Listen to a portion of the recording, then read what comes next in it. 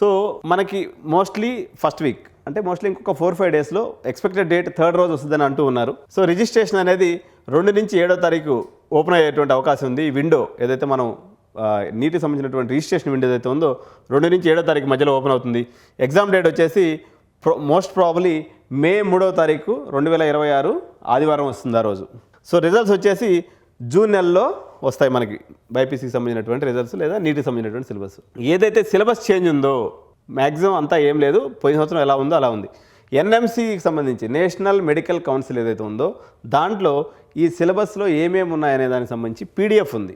So మీరు ఎక్కడో ఇక్కడ పోయేసి గూగుల్లో ఏది పడితే అది డౌన్లోడ్ చేసుకోకుండా డైరెక్ట్గా నేషనల్ మెడికల్ కౌన్సిల్ వెబ్సైట్కి వెళ్ళండి, అక్కడి నుంచి పీడిఎఫ్ డౌన్లోడ్ చేసుకోండి. సో ఇప్పటివరకు ఏంటంటే మనకి లాస్ట్ బిఫోర్ ఇయర్ ఏదైతే జరిగిందో ఏది మనకి కొన్ని పేపర్స్ క్వశ్చన్ లీక్ అయ్యి సుప్రీంకోర్టుకు పోయి నానా అగమైపోయింది నీటు.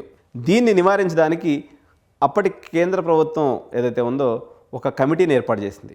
ఆ కమిటీ చాలా తీవ్రమైనటువంటి లెవెల్లో ఇది మన జేఈ ఎగ్జామ్స్ లాగా సిబిటి అంటే కంప్యూటర్ బేస్డ్ టెస్ట్ ఏదైతే ఉందో దానికి మారాలి అన్న చర్చలు మినిస్ట్రీలో ఊపందుకున్నాయి. సో ఇది జరిగే అవకాశాన్ని కూడా కొట్టివేయలేము. As on today it may be a speculation but it is coming to true.